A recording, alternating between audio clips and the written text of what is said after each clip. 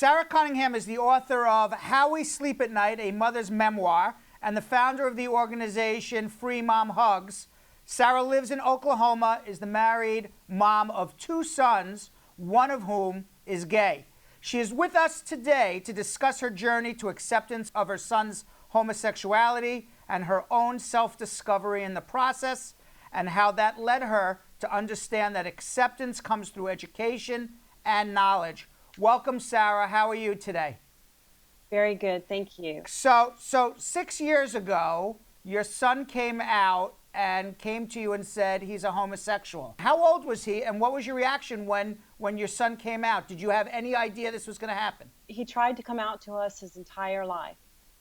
When he turned 21, he said, "Mom, I met someone, and I really need you to be okay about it." Well, what do you mean by he tried to come out his whole life? There were inclinations and conversations. The conversations, I simply manipulated them or just nipped them in the bud. I was not having that conversation. I didn't allow him to talk much about it or express himself much about it. So you just were of the opinion, if we don't talk about it and you don't admit it, it's not true. Right, exactly. And so when he finally came out, I guess he was very frustrated. He wanted to come out and tell you because it must have hurt inside a lot. What was your reaction? You said you didn't take it well. We both had prayed that day away, and I just spiraled into depression. We raised our children 20 years in the church, living in a conservative state. I just didn't think that would happen. I had to face the reality, and that day started the conversation. Did you turn to the church to try to speak to whoever the pastor was or other religious figures in the church and say, hey, help me, what should I do? As I tried to talk about it, they responded with words like hate the sin, love the sinner, or they thought maybe it was just a phase. Parker was just trying to get a reaction out of me. Nobody really knew how to have that conversation because we didn't have same-sex people in the church. We didn't have same-sex marriages.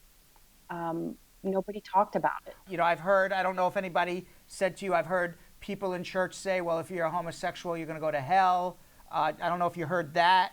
You did. How did that make you feel? And when somebody says that to you, how are you supposed to take that information, process it, and what are you supposed to do with it? Well, it was the hardest thing to process being a woman of faith.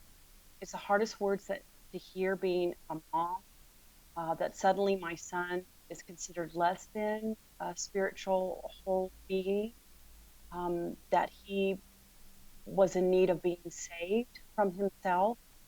And it was devastating. It was a devastating time for our family.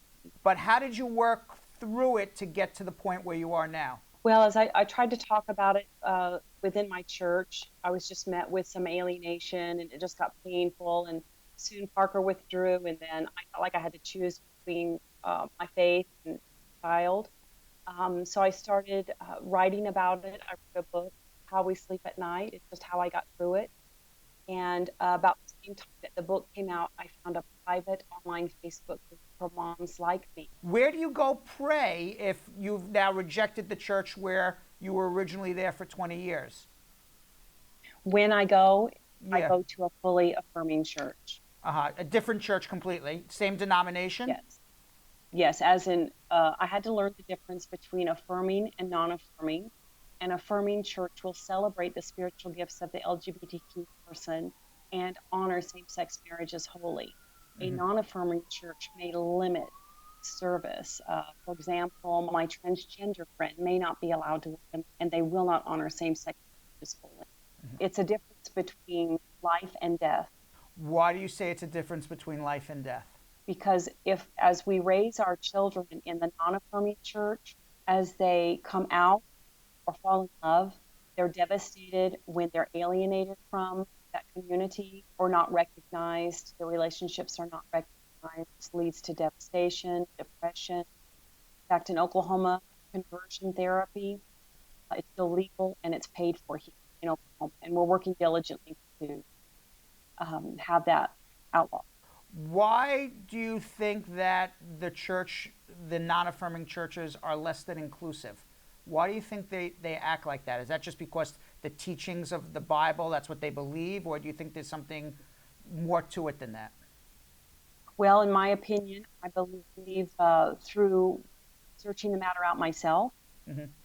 if the world would, if the church would do its homework on humans, on the history of human sexuality and what the Bible really says about homosexuality, we wouldn't even be having this conversation. I believe as a Christian society, we have been duped. I believe that as a Christian society, the original scripture has been misinterpreted, miscommunicated, and therefore causing an entire community to be ostracized, and criminalized, and thrown out. And I'm an Oklahoma mom who's educated, saying enough is enough. Is that what prompted you to write your book, How We Sleep at Night, A Mother's Memoir? I wasn't as into my journey as I was when I wrote the book. Hmm. In fact, the last chapter of the book was inspired by standing at the Pride Parade with my son in 2018 And where was this Pride Parade? Was this in Oklahoma? in Oklahoma City, just Uh-huh. blocks away from where I live. Uh-huh. And tell us about what you wrote in that chapter. That chapter was my first interaction with a community that I found to be beautiful, misunderstood, and spirit-filled. And what was the most misunderstood concept between people who are not accepting of people, how they're born or how they want to act or their sexuality? What's the biggest misconception, do you think? Well, prior to visiting our gay district, we refer to it as a 39th Street. And prior to visiting that street, I was convinced in my fear and ignorance that there were only orgies or hate crimes waiting to happen in that street, on that strip. And people believe that. I did. You did. And I guess there's others as well. They're human beings who love, who are scared, who have emotions, who have feelings, just like all of us. Yes, sir. You started a organization, Free Mom Hugs. What is that all about? In 2014, I stood with Parker at the Pride Parade. In 2015, I made a homemade button that read, Free Mom Hugs. And with anyone who made eye contact with me, I offered a free mom hug or a high five. And I went home that day covered from head to toe with glitter and horror stories of families who've just been blown apart by fear and ignorance. That's when I started meeting with other moms like me, and we started helping at-risk individuals in the community who'd been kicked out of their home, and helping with a gas card here or there or a food card from Walmart. And then the next year we made up our banner and walked in the Pride Parade, and we had people coming over the barricade to get hugs. And it was a profound moment. You give hugs to everybody? Everybody. How many hugs you give a parade, do you think, on average? Thousands. Thousands. And most of those people that you're hugging have problems with their family? Their family, they feel ostracized or rejected in some way? I wouldn't say all of them, thankfully, but the majority. The majority. That's sad. What is the reaction when you give a hug from somebody? It's profound, not only to be on the receiving end of that, but to give it as a gift. And whenever I hug someone, I always just try to encourage them that I'm glad that they're there, that we love them. But usually the response is heartfelt. It's very emotional. Now, people actually, I'm told, get in touch with you now to attend events to give mom hugs. What kind of events have you been going to give mom hugs? Well, actually, we just finished going to a march, Out of the Darkness walk.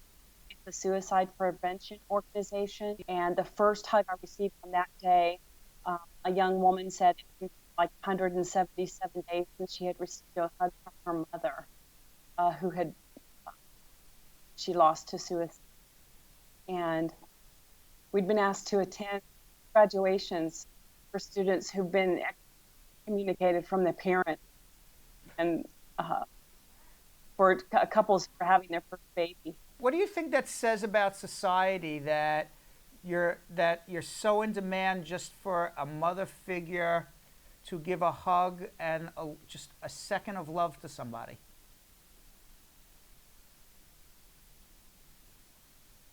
I think it says that people need to be accepted, and we should be able to give that in any way, shape, or form.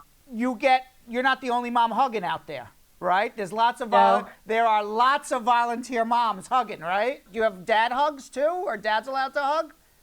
Yes. Yes. So there's dad hugs, there's mom hugs. How many people out there are hugging, going to events? How many? This is like growing into a whole chapter around the country, all on Facebook, right? We have a Free Mom Hugs Facebook page, and we're hearing from people all over the world wanting to start chapters. How do people know when you go to a parade? How do people know that you're there to give a hug and just give comfort and some love? Well, a little bit of everything. Yeah. We have banners. My favorite is to wear a T-shirt that's pretty bold. Just says "Free Mom Hugs." There's no mistaking it. You can recognize it from far away. And if you go and spend any time on the Free Mom Hugs Facebook page, you'll see posters and buttons and people just making all sorts of things. 2017, we went to the Stonewall Inn. Tell us a little history about that. Well, some say that's where the first gay riot began, or the first Pride Parade began. It's right here in New York City. It was recently made a national landmark. 2018, we took the banner to the Matthew Shepard. Tell me what that is. Matthew Shepard is a young man who was beaten and left for dead along a fence post in Laramie, Wyoming, because he's gay. The life and death of Matthew changed the way America handles about hate crimes. And it's every mother's with a gay child's worst nightmare.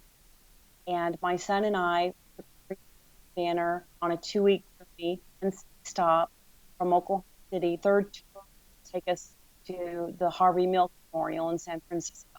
Harvey Milk, as you know, was the first openly gay elected official, and he called out those from the LGBTQ community in high status careers. The goal is to raise awareness, encourage the community that we have moms who love them, who are fighting for them and their well-being, and to encourage parents to have authentic relationships with their kids. Did you ever picture yourself as an activist? No, but you know what? Since getting educated on the history of human sexuality and what the Bible really says about sexuality, I am fighting for my son and the LGBTQ community like my hair is on fire.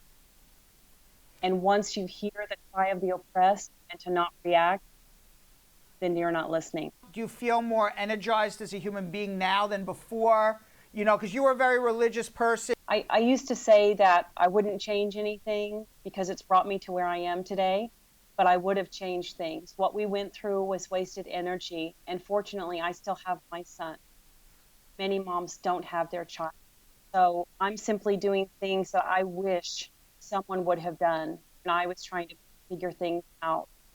What I would have done if our church would have said, we don't know how to minister to you, but here's some information. Here's another mom that's gone through what you're going through. And there's a mom out there like me then who needs a mom like me now. Oftentimes we just, as a woman of faith, I needed to hear from someone who shared my faith that it's okay to search this matter out. And when you search the matter out, you get educated on it and you realize that it's all right to accept your child. And if you can either learn to celebrate your child or you're going to suffer with them. And it's a whole lot easier to love them than to try to ostracize or save them from themselves. So let's talk about your son a second. How's he doing today? He's wonderful. Both my boys are just a joy. We have a family dinner most Sunday nights, and happy, and he's healthy, and he's thriving. And that's something that I didn't see in him prior. He was always seemed to be depressed or conflicted. And once he was allowed to live authentically, he just thrived. We're an immigration show. Immigrants who are in same-sex relationships in another country are running for their lives. What advice do you have for them? My advice would be to keep yourself safe, first and foremost. You find people who will have your best interest in mind. And we have moms even moving within the United States saying, is Is this state going to be safe for my transgender child? So, I mean, it's happening within the United States as well. And you just need to do the research if you can and keep yourself safe and your family safe. If you are, a homosexual or in a same-sex relationship or even a marriage or whatever it is, and you have a fear of returning to your home country, you should absolutely go speak to somebody about seeing whether it's an asylum case or they have Convention Against Torture. We're calling out parents, calling out allies to stand up and make the world a safe place. Tell us how you'd like to see your America or your American dream play out over time.